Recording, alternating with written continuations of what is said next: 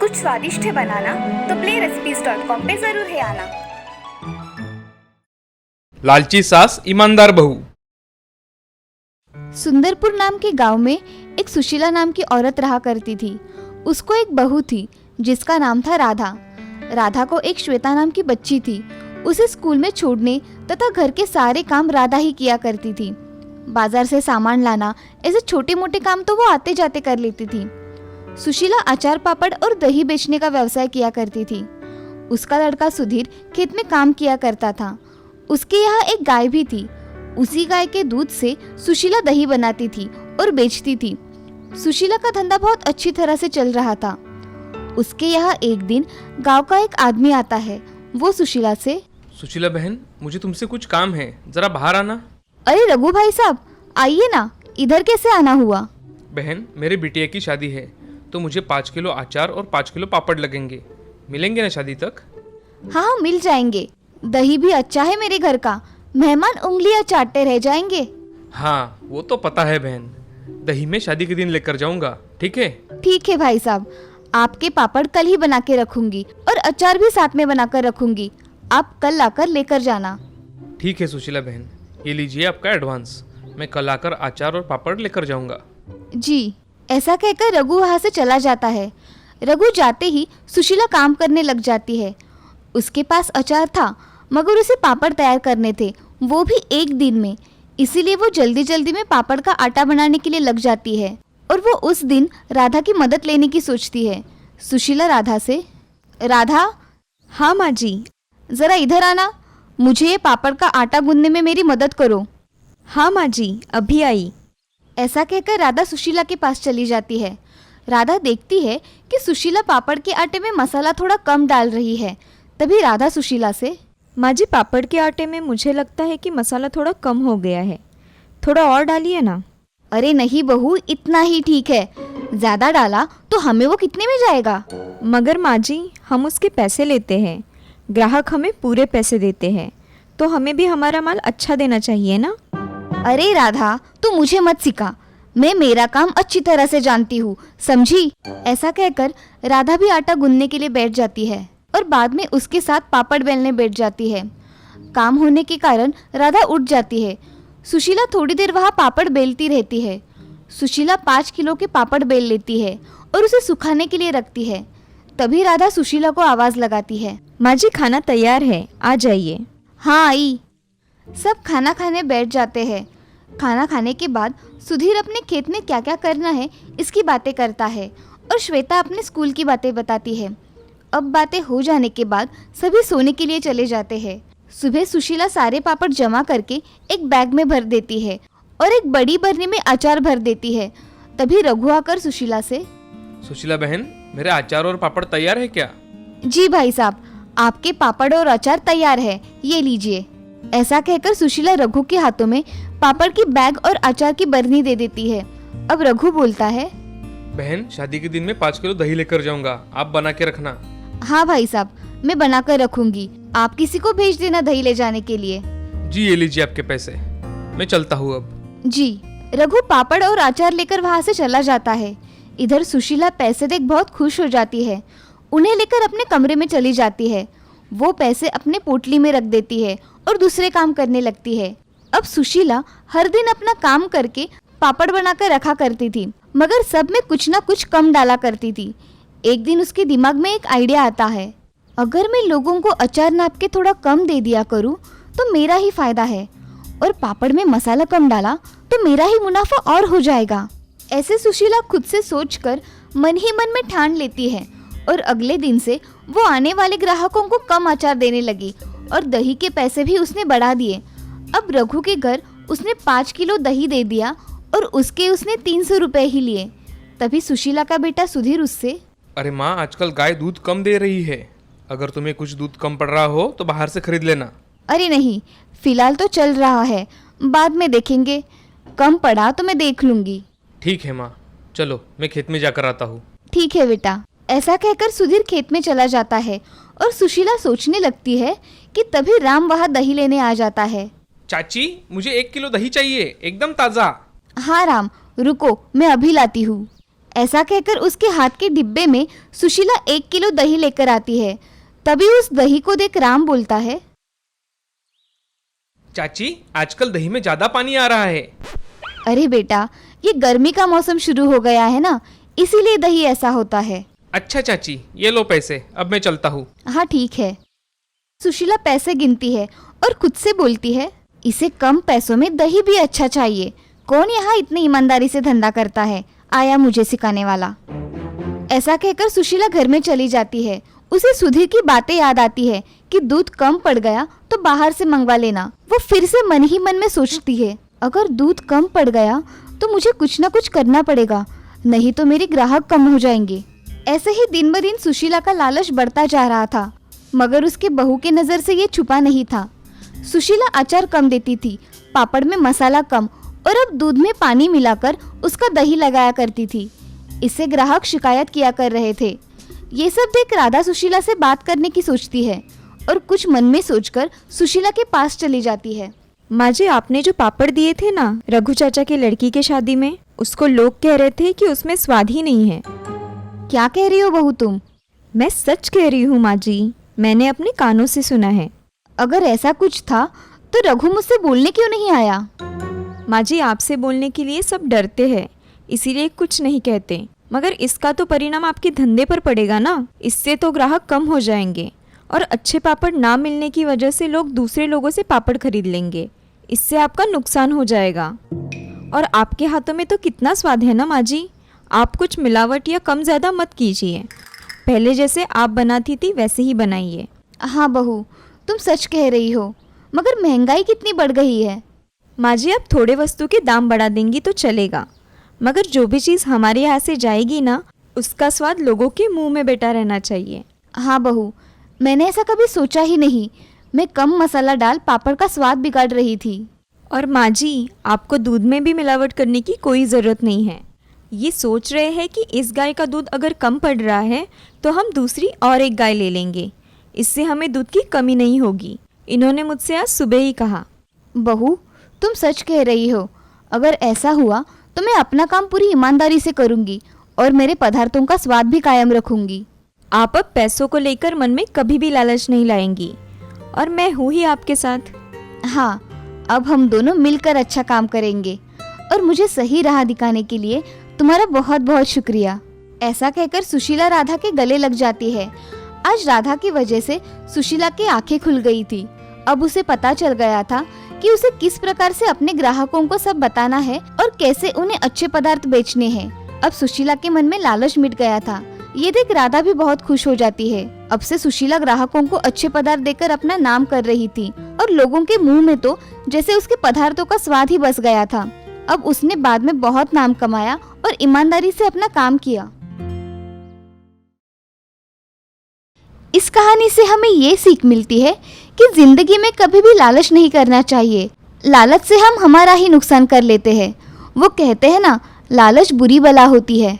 सुंदरपुर नाम के गांव में श्याम नाम का एक आदमी रहता था। उसके साथ उसकी माँ शारदा और उसकी बहन सुहानी रहा करती थी। तीनों भी हंसी खुशी रहा करते थे। जब श्याम छोटा था तभी उसके पिताजी गुजर गए थे, इसीलिए उसका लालन पालन शारदा ने ही किया था। अब श्याम बहुत बड़ा हो गया था और उसकी माँ उसके शादी के बारे में सोच रही थी। श्याम, मैं सोच रही हूँ कि तुम्हारी शादी करवा दूँ। माँ, जैसा तुम ठीक समझो, मैं ऑफिस के लिए जा रहा हूँ। ऐसा कहकर श्याम ऑफिस के लिए निकल जाता है। ऑफिस पहुंचकर वो अपना काम करने लगता है। उस दिन उनके ऑफिस में एक लड़की इंटरव्यू के लिए आती है। श्याम को वो लड़की पहली नजर में ही पसंद आ जाती है। वो लड़की दिखने में बहुत सुंदर थी। उस लड़की का नाम था श्रिया। मैं आई कम इन सर? यस, कम इन। श्याम श्रिया की तरफ एकटक देखता ही रहता है। वो उसका इंटरव्यू लेता है और उसे जॉब ऑफर करता है। कुछ देर बाद श्याम की माँ का उसे फोन आता है। अरे बेटा, तुम्हें इस शनिवार को छुट्टी मिलेगी क्या? क्यों माँ, कोई काम है क्या? हाँ, हमें लड़की देखने जाना है। अरे माँ, काम के बीच क्या ये ला रही हो? कोई दूसरा दिन ढूंढ लो। अरे बेटा, एक दिन की तो बात है, बाद में तुम्हें छुट्टी निकालने के लिए नहीं बोलूंगी। हाँ माँ, ठीक है, निकालता हूँ मैं छुट्टी। उस शनिवार श्याम और शारदा लड़की देखने के लिए चले जाते हैं।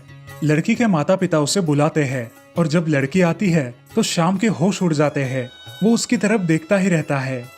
तुम्हें कुछ पूछना होगा तो पूछ लो। माँ, मुझे कुछ नहीं पूछना। ठीक है। अब श्रेया भी वहां आकर बैठ जाती है। उसकी नजर शाम पर पड़ती है और शाम को देखकर वो दंग रह जाती है। वो मन ही मन कहती है, अरे सर मुझे देखने आए हैं? माँ, मुझे लड़की पसंद है। हमें तो लड़की पसंद है, बाकी लड़की की भी मर्जी पूछ लीजिए। श्रेया के घर वाले उससे पूछते हैं। श्रेया मुस्कुराकर हाँ कह देती है। सभी लोग बहुत खुश हो जाते हैं। जल्द ही उन दोनों की शादी हो जाती है और अब श्रेया अपने ससुराल आ जाती है। उसका नम्र स्वभाव देखकर ससुराल वाले बहुत खुश थे।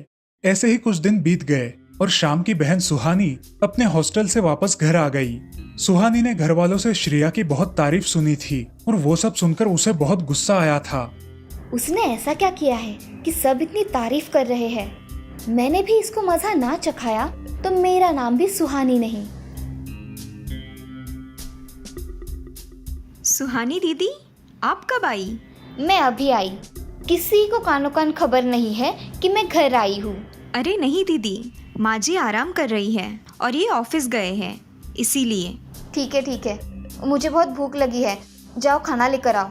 हाँ दीदी, अभी लेकर आती हूँ। अब देख कैसे तुझे मजा चखाती हूँ। कुछ देर बाद श्रेया उसके लिए खाना लेकर आती है। दीदी आपके लिए गरम खाना लाया है, खा लीजिए। अरे भाभी, ये तो पूरा गरम भी नहीं है। जाने दो, मुझे बहुत भूख लगी है, ऐसे ही खा लेती हूँ। अरे दीदी, मैंने तो अब भी गरम करके लाया था, मैं फिर से गरम करके लाती हूँ। अब रहने दो, तुम्हारे नाटक मुझे पता है। दीदी मैं तो। सुहानी उसे अनसुना करके खाना खाना शुरू करती है। बेचारी श्रेया वहां से मुंह लटकाकर चली जाती है। रात को जब शाम घर आता है तब सुहानी अपनी माँ से बात कर रही थी। माँ, आराम हो गया क्या? हाँ मेरी बच्ची, तुम आई हो तो अब मुझे किसी बात की कोई चिंता नहीं है।